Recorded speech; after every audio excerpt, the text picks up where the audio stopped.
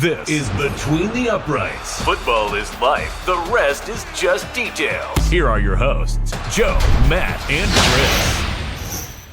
Welcome into Between the Uprights. I'm Joe. That's Chris. Matt couldn't be here today. But you know what? I want to give a big shout out to Chris for making it back. She's been dealing with an illness. She's back. She's ready to get back to talking football. We're excited to have her back on the episodes. Really, really excited. I know Matt wanted to be here. Fortunately, he's dealing with some personal stuff, moving and all that things. We know how that goes. But I want to give a big welcome back to Chris. And before we get into all that great football action here at Between the Uprights, you come here for 24/7, 365. Please hit that like and subscribe button. It would mean a great deal to us here Between the Uprights. We're still getting this thing spun up. We really love to have your feedback in the comments as well. So hop in those comments now. The Pittsburgh Steelers this is insane. Mike Tomlin, I've had my problems with Mike Tomlin. This may be coach of the year level shit. Like, he took two quarterbacks who were both written off by their former teams, and Justin Fields and Russell Wilson, a offense that has been stagnant the last couple of years with, Kenny Pickett under center and all of that stuff. Mason Rudolph before that.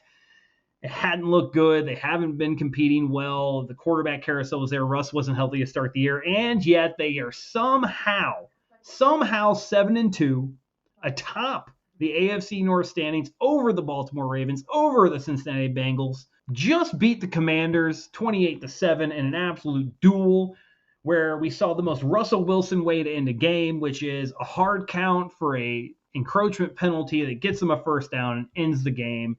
They have been performing at a high level. They're, I think right now points for, they're 12th right now. They're second in points against, so they're 8th in rushing yards. Obviously, the passing yards haven't been there right now, but you kind of look at that a little bit from the Justin Fields side of things, a little bit from Russell Wilson's only been playing for like 3 weeks. So here they are coming down to the home stretch. They have 4 division games. Right? They have the Ravens at the Browns, at the Bengals, hosting the Browns. If they make it through that gauntlet, 3-1, 2-2, they get the Eagles, they get the Ravens, the Chiefs, and the Bengals. This is a hard schedule remaining. It's a hard 8 games. They do finish off at home. And like we said, the Chiefs could be looking to rest their starters if they've secured the number 1 seed and home field advantage come week 17. The Bengals, however, will be fighting for a playoff spot. The Eagles will be fighting for a playoff spot. They only have 3 games, possibly 4, against teams that are either won't be playing for anything, right? Like the Browns aren't playing for anything. The Bengals possibly maybe playing for something, but that depends on how the next 2 weeks go for them. They could be done as well. But that doesn't take away from the fact that the Steelers are for real. The Steel Curtain is for real right now. I think that this team, absolutely, if you look at their PFF ratings right now, from a defensive standpoint, they're the number 3rd ranked defense. And overall, they're number 6. Offensively, they're 15th. So they're, like we said, offensively, they haven't been great. But they are, as a team, because of how good their defense is, a top 6 team according to PFF in the NFL. Their pass rush is, if I'm not mistaken, their pass rush is top tier. It's one of the best. It is the best. I apologize. PFF says it is the best. It is absolutely insane how good they have been doing right now. They also have one of the best special teams.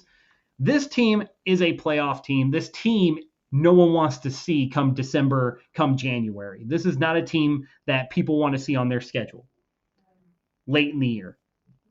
Especially as right now, if I'm not mistaken, they're the 2 seed. They're the 2 seed in the AFC right now, which means that until the conference championship, barring an early Kansas City exit, the Pittsburgh Steelers will have home field advantage. I take that back. They had their bye week already. Buffalo has played 10 games. They've only played 9. So Buffalo currently has the number 2 seed, and they face Kansas City this week. So barring a Buffalo win, as long as Pittsburgh can beat the Ravens, they will be the 2 seed. Gain a crucial game up on the, Baltimore Ravens there. And that alone would put them in a category where I don't even know how we would be able to compare that to. So I'm going to go to you, Chris. I've already said I think the Pittsburgh Steelers are for real. I think the Pittsburgh Steelers are 110% for real. Do you agree that the Pittsburgh Steelers are 100% for real? I'm gonna say personally, I think they are 100% potentially real. I'd give them like a 90%, and I'll give you my reasons why. So I'm not on the bandwagon just yet. Now I get it. They have a lot of great things working for them right now. I mean, like you said, they're what, like 7-2 at the moment. So you can't really, they didn't do a lot wrong, right? No. So first of all, their defense is obviously a monster. They're top 10 overall. They're top 5 in almost every category. So either rushing defense, red zone defense, third down defense, they're top tier. However, the defense, in my opinion personally, they do have a weak spot that can be exploited and will probably be their overall test. I'll get to that in just a moment. And why this could kind of curve them off a little bit. Their passing defense. So they're almost bottom half when you're talking about passing defense. They're at They are bottom half. They're yeah, the they're 12th at worst number passing 19. defense. Yeah, they're the worst passing defense. Absolutely. 12th worst. So it's about they're averaging giving up about 215 yards a game, which is huge. Now they're great when it comes to the run defense, right? Oh, yeah. But just like you said, they have some very big tests coming up. And that's where I'm at the moment as far as like I don't know if I don't know if I'm on the bandwagon yet. I'm almost there. Like I'm kind of trickling behind it, but I haven't exactly jumped on it yet. So this is where I'm at. They have 5, I know they have several other games, but for me personally, especially when it comes to the AFC, they have 5 huge games in my opinion, and 4 of them are division games. 2 of them being against not the Broncos, sorry, the Ravens, and the other 2 being against the Bengals. The reason my concern is there, then obviously you also have Kansas City, who is its own thing you have to deal with, right? So if your defense is already bottom tier when it comes to the passing game, then you go look at these 2 ridiculously quarterbacks that they have to play. It's going to be an issue. It's going to be an issue, and nobody can tell me anything different because they're both top 2 when it comes to quarterbacks that are putting the ball out, who are getting the right amount of passes. Those are the 2 you don't want to have to go against to begin with, and now you got 4 games. You have them both twice at the end of the year. So that's where I'm at as far as if I'm going to jump on this train or not. And the great news for them is this coming Sunday is going to be their first really big test because they have the Ravens this Sunday. So, and this is also going to go as far as their division. Who's going to run the division after Sunday? That's going to matter. So I'm looking at that. I'm looking at their defense because like I said, their defense is top tier. Other than that one particular thing, and that's the one particular thing that the Ravens are really good at.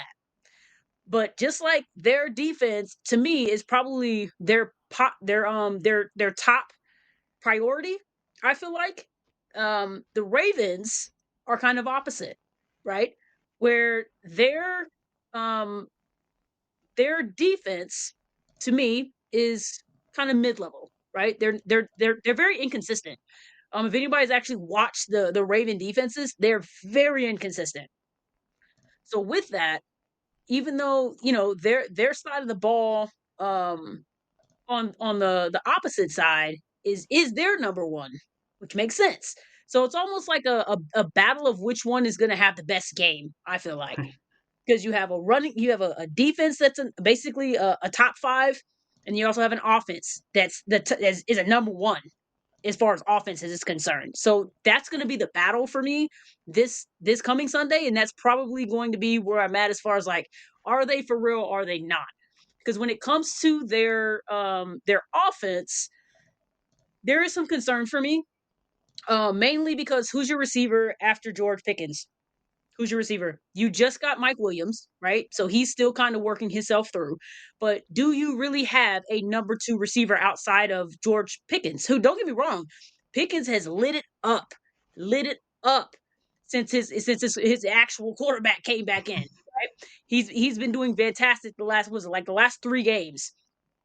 But again, if you start getting him double teamed, because now everybody's paying attention to him. Nobody was paying attention to him before because he was getting overshot a lot. So nobody was really paying attention to him. But now he's getting that exact amount of attention he should be getting. So now he's getting doubled. Who are you going to after that? You don't know a lot about Mike Williams as far as how he's going to fit into that scheme. Another concern of mine is also their running attack, right? That also needs to keep building. Now, don't get me wrong, I think they've started kind of building it quite well. But you're really hoping that Najee Harris and Jalen and Warren are going to just to continue to build that to make it more. I feel like more of a even system, because right now I feel like it was start for most of the season. It felt like it was a lot more pass and a lot less run, right? So I think that actually fell into the reason that they weren't getting a lot of touchdowns, which they don't have a lot of touchdowns on their record right now because of that. So if they can really get the run game going, which should be the starter, like that should be starting your entire offense, because if the run game goes, everything else works. But they also have one, which we talked about earlier for a different team. They also have one glaring thing that drives me nuts because I don't understand it. You have a top tier tight end, top tier in Fryermuth. Why aren't you using him more? I feel like they used him more last year than they used him this year, which is insane to me because you didn't really have a good quarterback last year at all. There was up and down. Nobody knew who was throwing the ball. It was insane. And you were using him more than you're using him now. So if you can get in, you can affiliate it where Pat Fryermuth, sorry if I'm messing up his name. If you get him going, and then you have a number 1 wide receiver clearly in George Pickens. And if both of your running backs start playing very well the way that they have been in the last few weeks, then I might be one of the one that actually jumps on the back of that plane. But those are my biggest issues. Their defense, as far as their pass protection, and then who's your second wide receiver coming from? And why aren't you using your tight end? Those are my concerns. And then also, for me, and I don't know if a lot of people are going to agree with this, but when it comes to their wins, right? They won their first 3 wins, I feel like are now 3 teams that are more than likely going to be in the playoffs. They weren't, it was early in the season. A lot of things were getting kind of figured out. So I feel like those might have just been figured out wins. Like they were just kind of going through things, trying to see what works, trying to see what not works, and they were just on the positive end of that. So I don't necessarily feel like if we were to reinvent these first 3 wins to right now to these same teams, it'd be a lot different. It'd be a lot different, especially with certain things that their defense aren't great at, or a lot of these teams that now are really getting good at as far as passing the ball. So I feel like a lot will be told on Sunday, and then several weeks coming after that. They say you have the Kansas City Chiefs. You're obviously going to have the Ravens again, and then you also have who did I just miss? Totally outside of my head. The Bengals. Bengals. You have them twice as well. So those 5 games are really going to give, I think, everybody an idea of where you are. The only positive that they may get is because week 17, like we were just talking about as far as like the Kansas City Chiefs, which we started this off with, is it's week 17. How likely are you to actually get the number 1, the number 1 players from Kansas City Chiefs playing on week 17? Well, more than likely they're probably wrapping it up and they're getting prepared for the playoffs. So that one, I don't know. But for sure, the 4 within his own division are going to tell a lot of people a lot of things as far as just how serious they are. So we'll see. But I'm walking behind the line. I haven't crossed it yet. I mean, I feel you. Like you said, they have the four games against the Ravens and Bengals, they haven't played a single division game yet. And we all know how division games go. Like, you made a really good point about division games. Division games can be insane. We've seen, 0-win teams come out and dominate, playoff hopefuls in a division game purely just because it's a division game and that's a rival game, right? Like, no holds barred. You can throw the records out the window at that point. We've heard it a million times. I'm kind of like, there's things that you talk about, like the Pat Freiermuth thing doesn't make any sense. The guy is third in receiving percentage as a tight end. He's like 90.6% of the time this guy is targeted, he catches the fucking football. Because he's always open. and the craziest thing is, you look at his targets. So I'm looking at targets right now for tight ends. Pat Freiermuth is technically the 25th most targeted tight end, right? Wild. Which means there are 24 tight ends ahead of him. Jatavion Sanders, Theo Johnson, Isaiah Likely, who's not even the starting tight end there, Cole Kmet, Colby Parkinson for LA, Tucker Kraft, Tyler Conklin, David Njoku, who missed 4 games a year, has got more targets. Like Will Disley for the Chargers, figured that one out. Evan Ingram, John, who missed another 4 games, Jonnu Smith, Mike Gesicki, Kyle Pitts, Dalton Schultz. Like, what are we talking about here? Like, why is he so low on the list? And like you said, if you have an offense and you're looking like he's the second on the team in targets. But George Pickens has, I think it's something crazy like almost 30 more targets than him. Crazy. Like, it's insane. Like, you're literally doing all this stuff. George Pickens is the only receiver on the team with over 300 yards. No other receiving, skill position player has over 300 yards receiving. And he's at 639, which means he's almost tripling the guys beneath him. He's doubling up most of them in targets. He's tripling them in yards. You cannot be a one-dimension offense when it comes to the passing game. It's like you said, double them. Make someone else beat you. Because right now, no one else, they haven't proven that anyone else can besides him and Najee Harris. Najee Harris has almost, he's going to eclipse 1,000 yards. He's absolutely the bell cow of this offense. And it's crazy to me that this offensive scheme hasn't looked – they have Cordarrelle Patterson, who we have seen in Atlanta – tear it up time and time again. He's getting a little older, but you can't tell me getting that guy the ball in space can't be a priority. Like, something has to happen there. But I still think, even with this absolutely difficult schedule down the stretch, you were talking about the first 3 games. I think right now, if you were to replay any of those 3 games, the only game they probably lose is to the Falcons. I think the Falcons just lost to the Saints, who couldn't beat a fly.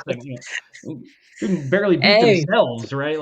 Like if you were if the Saints were in this room and they tried to beat me and I tried to press charges, the cops would be like, that's the Saints. You can't charge the Saints for beating you. They can't beat anybody. Division games, man. Division games. They're wild.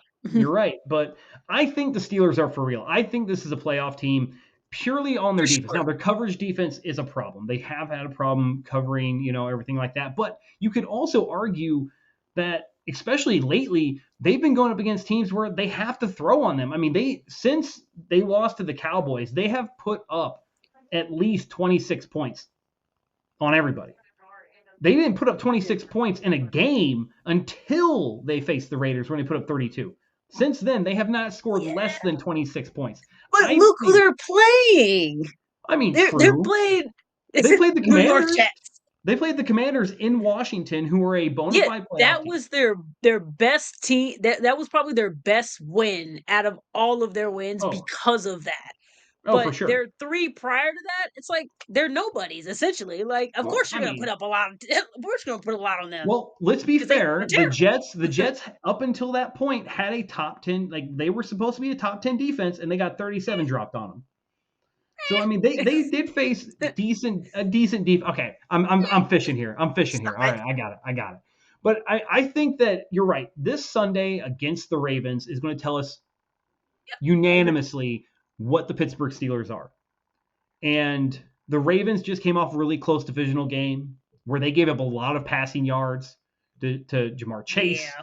They didn't show good tackling. They didn't show good pursuit angles. The Ravens-Steelers games are insane. This one is in Pittsburgh. I think that this one, the terrible towels are going to be out there. That Pittsburgh crowd's going to be raging. That's a tough place to go and play. I don't care who you are. And, I think that personally, I'm going to put my money on, even though that the Ravens are favored, all this stuff, I got Pittsburgh beating the Baltimore Ravens in Pittsburgh in front of their home crowd.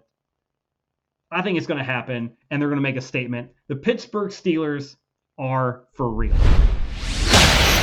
This has been Between the Uprights. Football is life. The rest is just details.